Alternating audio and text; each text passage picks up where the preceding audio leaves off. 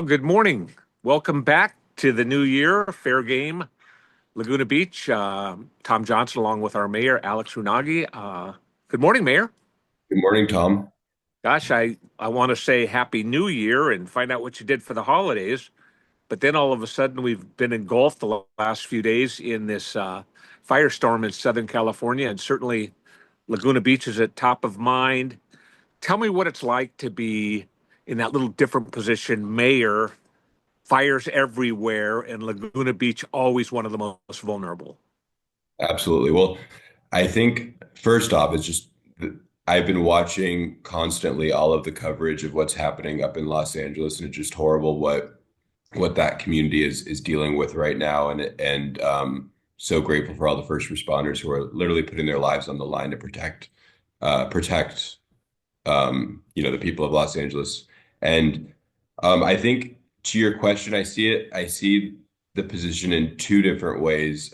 One is, if there were to be something horrible to happen that would happen, our role at the city and especially in the role as mayor is to be sort of to communicate what's going on. And Okay. and so of course we hope that there's nothing horrible that happens in the next couple days.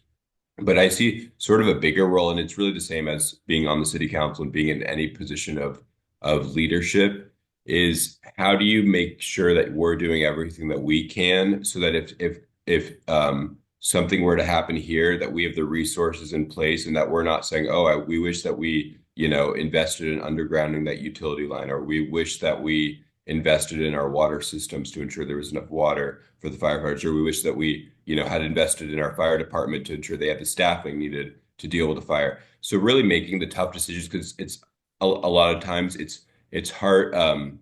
It's easy to not invest in things because you can just, keep things as the status quo. It's harder to make decisions about how do you allocate resources for something that might not happen, but if it does happen, it could be catastrophic. And for me, whenever I think about wildfires in Laguna Beach, the question is not if the next wildfire will happen, but when it happens, because we just look at history. 1993, at the time, I think it was the most destructive wildfire in the history of the state of California. The one that we're seeing, this week that will continue to get worse based on the wind patterns is gonna far exceed that. I saw 50 plus billion in Right. damages, not to mention, and that's not even, capturing just the people losing their memories, their homes, and just everything, the things that you can't put a price on, including human life. But so I really think about it from the sense of making sure that we're being as vigilant as possible to be preparing, every day as we're looking at our budgets and everything to ensure that we have the resources, whether it's I was talking to the chief about AI wildfire detection cameras, or we can there was an article in the OC Register about how earlier in December OCFA was able to respond quickly because they had that technology in place. We do have that in some areas. So how do we get the whole region? How do we get the whole open space behind us? How do we can work with our partnering agencies to do that? So I guess, yeah, it's a weighty responsibility because at the end of the day, we're responsible and we have to ensure that we're doing what we can to, to prevent to save lives. But this is not over. So everyone's going to be vigilant over the next couple of days as we deal with these high winds and yeah. So take me through. They're up in Pacific Palisades. Fire department's out there fighting the fires and everything, and all of a sudden, there's no water or very Yeah. little water. What are we doing in Laguna Beach to make sure that doesn't happen here? Yeah, so I said I had a meeting with our general manager of the Laguna Beach County Water District this morning, and that was one of the issues that we talked about because, I mean, in some when you have the demand on the system of a fire like they had in Pacific Palisades, I mean, the amount of water that's required is it's something that that would not be planned for. So I guess I don't know the specific facts of those circumstances, but what in my discussion with our general manager this morning, we talked about looking at our contingency planning and would there be a situation where we'd be able to, if we had a wildfire where it took away our existing water supply, we didn't have the pressure because it's oftentimes you're going to have the water, but you don't have the pressure to be able to, which means essentially you don't have the water to be able to do it.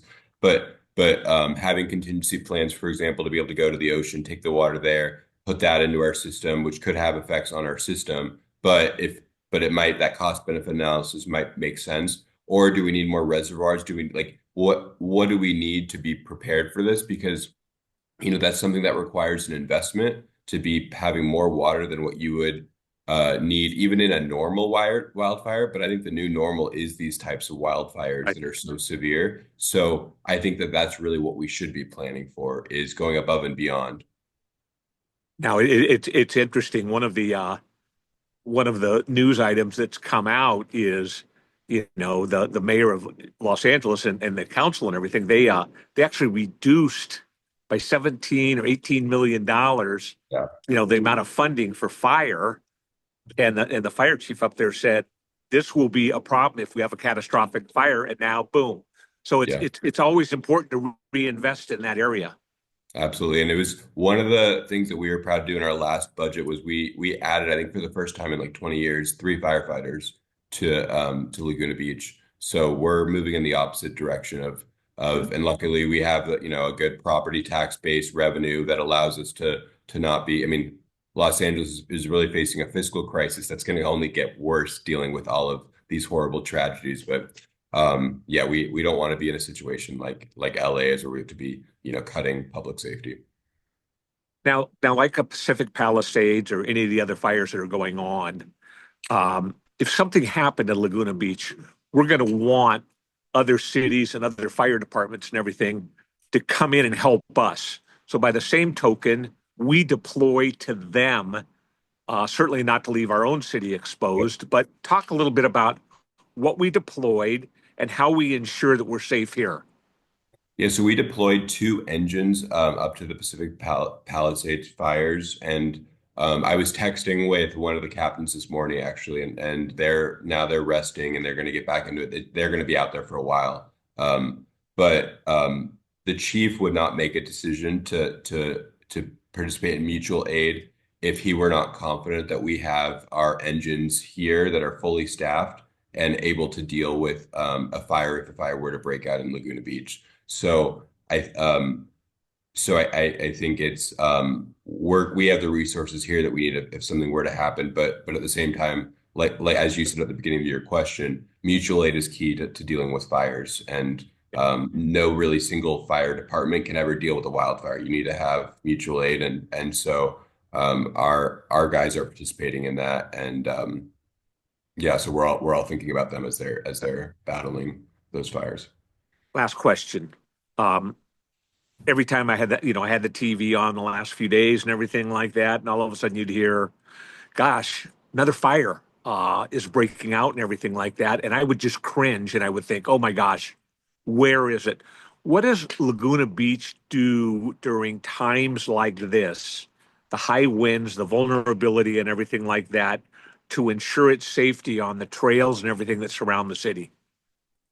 Yeah, so we had yesterday, we had some of our police members of the police department. They were actually watching looking over the open space.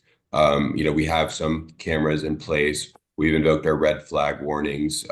We've staffed up in certain areas. The city manager has been ready to activate our EOC or Emergency Operations Center if needed. I know I was communicating with someone from SDG&E, and I think, about just understanding if and when they're going to do a power, because ultimately, if a power shut off, my understanding is that has not happened yet, but if a power shut off were to happen, we would automatically activate our EOC because to ensure that we can, because people aren't going to have power, and so we'd want to make sure that we would do that. So really, like, I think all systems are ready to go, and this is something that we plan for.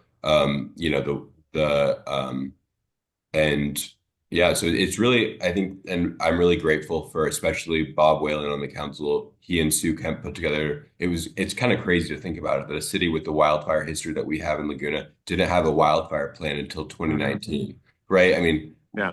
that, but we're all grateful that they put that together, and they've really made a lot of investments because of that into our wildfire prevention capacity, including our outdoor warning system. We've added South Coast Water District has added another expanded their reservoir. We have a helicopter filling station. So we've done I think we've done a lot to prepare for wildfires, but really we have to keep continuing to do more because the threat is so significant, and we just want to make sure that we never have to deal with a situation like that in Laguna Beach, because the odds are that we're going to deal with future wildfires. Well, here's the good news, Alex, is one time a number of years ago when our city manager was the city manager in Newport Beach, as part of the press, he called me into an active operation in the EOC in Newport Beach. And he's certainly experienced and he certainly knows what he's doing. So we are in good hands in Laguna Beach. But Absolutely. I want to thank you for your time. It's busy times out there, and prayers for our firefighters, and prayers for the people up in the affected areas. And I look forward to talking to you next week. Be safe. Thank you, Tom.